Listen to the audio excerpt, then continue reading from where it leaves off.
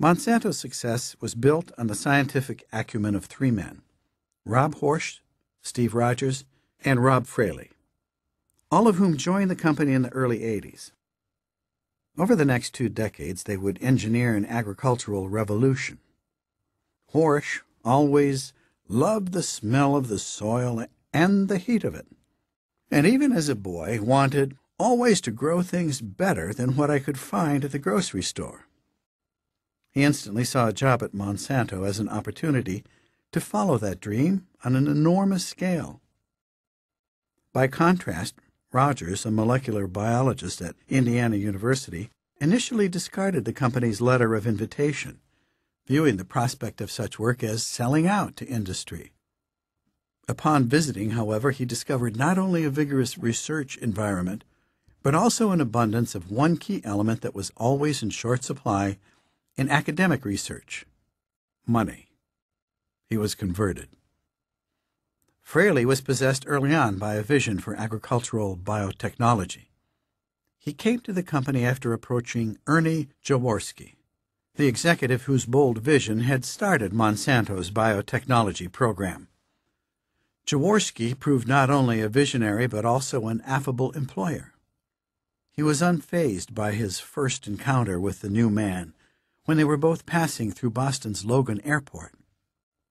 Fraley announced that one of his goals was to take over Jaworski's job. All three agrobacterium groups, Chilton's, Van Montague and Shell's, and Monsanto's, saw the bacterium strategy as an invitation to manipulate the genetics of plants. Well, by then it wasn't hard to imagine using the standard cut-and-paste tools of molecular biology to perform the relatively simple act of inserting into Agrobacterium's plasmid a gene of one's choice to be transferred to the plant cell. Thereafter, when the genetically modified bacterium infected a host, it would insert the chosen gene into the plant cell's chromosome. Agrobacterium is a ready-made delivery system for getting foreign DNA into plants. It is a natural genetic engineer. In January 1983, at a watershed conference in Miami, Chilton, Horsch for Monsanto, and Shell all presented independent results confirming that Agrobacterium was up to the task. And by this time, each of the three groups had also applied for patents on agrobacterium-based methods of genetic alteration. Shell's was recognized in Europe, but in the United States, a falling out between Chilton and Monsanto would rumble through the courts until 2000, when a patent was finally awarded to Chilton and her new employer, Syngenta. But having now seen a bit of the Wild West show that is intellectual property patents, one shouldn't be surprised to hear that the story does not end so neatly there. As I write, Syngenta is in court suing Monsanto for patent infringement. At first, Agrobacterium was thought to work its devious magic only on certain plants. Among these, we could not, alas, count the agriculturally important group that includes cereals such as corn, wheat, and rice. However, in the years since it gave birth to plant genetic engineering, Agrobacterium has itself been the focus of genetic engineers, and technical advances have extended its empire to even the most recalcitrant crop species. Before these innovations, we had to rely upon a rather more haphazard but no less effective way of getting our DNA selection into a corn, wheat, or rice cell. The desired gene is affixed to tiny gold or tungsten pellets, which are literally fired like bullets into the cell. The trick is to fire the pellets with enough force to enter the cell, but not so much that they will exit the other side. The method lacks Agrobacterium's finesse, but it does get the job done. This gene gun was developed during the early 1980s by John Sanford at Cornell's Agricultural Research Station. Sanford chose to experiment with onions because of their conveniently large cells.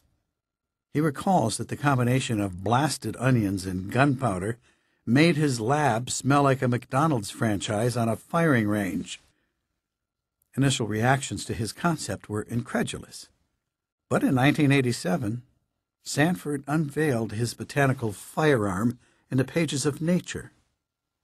By 1990, scientists had succeeded in using the gun to shoot new genes into corn, America's most important food crop, worth $19 billion in 2001 alone. Corn is not only a valuable food crop. Unique among major American crops, it also has long been a valuable seed crop. The seed business has traditionally been something of a financial dead end. A farmer buys your seed, but then for subsequent plantings, he can take seed from the crop he has just grown, so he never needs to buy your seed again. American corn seed companies solved the problem of non-repeat business in the 1920s by marketing hybrid corn.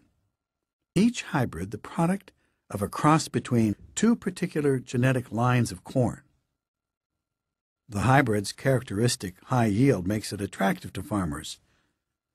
Because of the Mendelian mechanics of breeding, the strategy of using seed from the crop itself, i.e. the product of a hybrid times hybrid cross, fails because most of the seed will lack those high-yield characteristics of the original hybrid. Farmers, therefore, must return to the seed company every year for a new batch of high-yield hybrid seed. America's biggest hybrid corn seed company, Pioneer Hybrid International, now owned by DuPont, has long been a Midwestern institution. Today it controls about 40% of the U.S. corn seed market, with $1 billion in annual sales. Founded in 1926 by Henry Wallace, who went on to become Franklin D. Roosevelt's vice president, the company used to hire as many as 40,000 high schoolers every summer to ensure the hybridity of its hybrid corn. The two parental strains were grown in neighboring stands, and then these detasselers removed by hand the male pollen-producing flowers, tassels, before they became mature from one of the two strains. Therefore, only the other strain could serve as a possible source of pollen, so all the seed produced by the detasseled strain was sure to be hybrid. Even today, detasseling provides summer work for thousands. In July 2002, Pioneer hired 35,000 temps for the job. One of Pioneer's earliest customers was Roswell Garst, an Iowa farmer who, impressed by Wallace's hybrids, bought a license to sell Pioneer seed corn. On September 23, 1959, in one of the less frigid moments of the Cold War, the Soviet leader Nikita Khrushchev visited Garst's farm to learn more about the American agricultural miracle and the hybrid corn behind it. The nation Khrushchev had inherited from Stalin had neglected agriculture in the drive toward industrialization, and the new premier was keen to make amends. In 1961, the incoming Kennedy administration approved the sale to the Soviets of corn seed, agricultural equipment, and fertilizer, all of which contributed to the doubling of Soviet corn production in just 2 years.